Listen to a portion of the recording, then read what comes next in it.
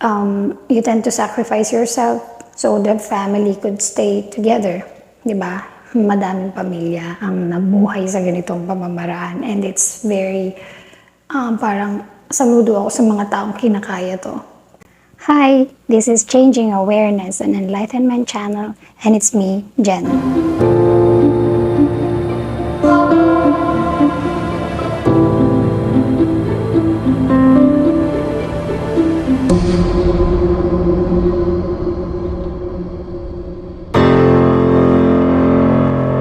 Ang bibigyan natin ng advice is yung twin flame na naka Karmic Connection. Nakasama si Karmic Connection. Okay, so let's begin. So yung first scenario natin, your decision is to break away from this Karmic Connection and you wanted to be with your twin flame. So yun yung decision mo for this first scenario. While on our second scenario, the second scenario natin is you plus your twin flame and your karmic. In this second scenario, ang decision mo is to stay with your karmic connection and hahayaan mo na lang muna si twin flame on her own or on his own. Okay, so kayong dalawa ni karmic connection ang pinili mo, or you've decided to stay with your karmic connection. Whether in love or hindi ka na in love kay twin flame, you've already decided that you're going to stay with your karmic connection. And this is a good and bad thing. Good kasi it means that you know that there is something that you need to fix in this connection and you are willing to fix things out. At pinaninindigan mo kung ano man yung nasimulan ninyo ni karmic connection, especially if you are married and have kids. Okay? Siguro dahil mahal mo nga talaga siya, kaya ka mag-i-stay. Diba? And plus the fact na mahal mo siya at sa tingin mo kaya mong ayusin, yun naman yun eh. Kaya mag-i-stay ka. Diba? Saludo ako sa mga ganitong klase ng tao. Although it's some kind of a heroic act. But I suggest if you were going to decide in this way, you have to make sure na yung sacrifice ninyo is magiging worthwhile. Or you know when to stop sacrificing. Okay? Kasi there's a limit when you are doing sacrifices. It's a very good thing na you wanted to stay kasi you will make this connection work as long as you can. But if you cannot handle it anymore, you can stop anytime. Especially when this connection is turning into an abusive one. Always remember, do not let yourself be abused by anyone. Say, if you let other people abuse you, hindi nila yung gagawin sa'yo kung hindi mo hinayaan. Once is enough. Hindi na kailangan madalawahan at matatluhan pa. Kasi kung hinayaan mo na madalawahan, matatluhan ka pa, ibig sabihin gusto mo yan. 'Di ba? Sa una pa lang nakitaan mo na ng ganito, you need to talk over of the things na ayaw nyo. So, things will settle right away. And if that doesn't work for the second time, then give them warning agad. Huwag na sa pangatlo. Sa pangalawa lang, warning na. At sa pangatlo, then, ultimatum na. Diba? So, you could decide right away. I don't think giving patience or warnings for 3 times is needed. Kasi they knew that you were going to give them, next time, pagbibigyan. So, the tendency is uulit sila ng uulit. Diba? So, you have to know your limits. You have to know when to sacrifice and not to sacrifice. Kasi being with your karmic connection and ikaw yung tipo na sa connection ninyo, ikaw yung hindi toxic at siya yung toxic. Pero imposible yun kasi kaya nagiging toxic yung isa kasi hinahayaan mo, so toxic ka rin. 'Di ba? Meron talagang ganon na iba lang ng level ng toxicity. Okay? Meron naman talagang hindi toxic yung isa, ito talaga toxic. So sobrang bait nito. Nagiging super duper umaarima yung katoxican nito kasi okay lang sa kanya, hinahayaan niya lang. So lalong may imbalance talaga sa connection. Even man balance naman sila, pero pareho kasi silang toxic, so hindi rin masaya, di ba?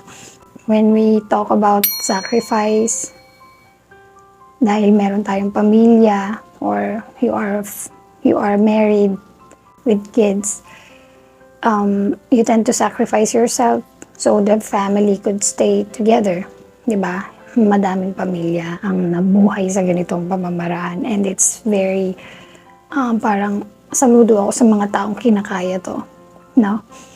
And yung iba nagbubunga ng maganda while the others are hindi. It will only make their family worst. So, kasi siguro hindi naging sapat yung sacrifice para dun sa partner. Kasi meron na dapat next na move. If the sacrifices didn't work enough, then you need to leave the connection.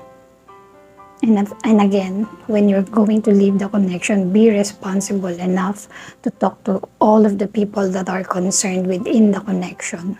Hindi mo sila pwedeng balibulain. You have to let them know what is going on, what is happening, and this is your decision, and you love them and you respect them, but you have your own sense of happiness and life. You have to have integrity when talking over about leaving. Kasi kung nagwawakal ka habang sinasabi mo na nagpapaalam ka, then how can you make sure to yourself that they were going to take it easily? And the most important part is you have to prepare yourself, whether if they were going to take it gracefully or monsterly. Tama ba yung term ko? Diba? Pero totoo yun. You have to prepare yourself and do the best thing that you can do in your situation. Always choose the right thing. Always choose yourself. In any way or form, itong dalawang binigay kong scenario na to, they have something in common. Okay? Magkaiba man yung flow ng story. They have something in common. And what is this?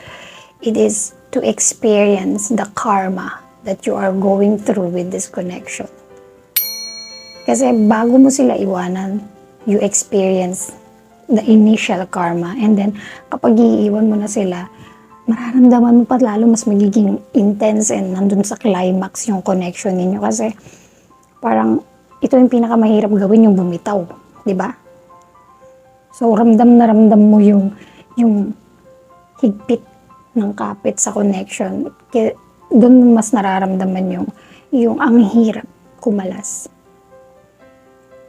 And this particular experience na nararanasan mo sa connection, this is one of the experience that Karmic Connections needed to experience. The agony, the fight, the struggle, the war, to fight for yourself in a very graceful way over this kind of connection that doesn't serve the purpose for you anymore.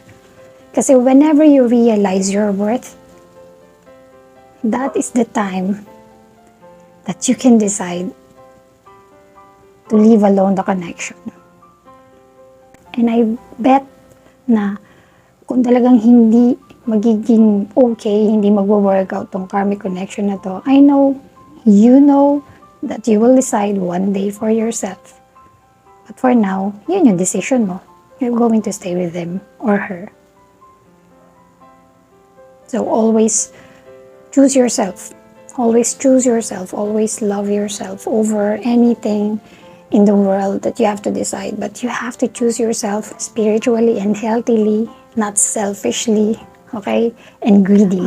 I hope meron kayong naintindihan dito sa topic na to. And if you think this is nagre-resonate sa mga kakilala ninyo, you could share this particular advice to them.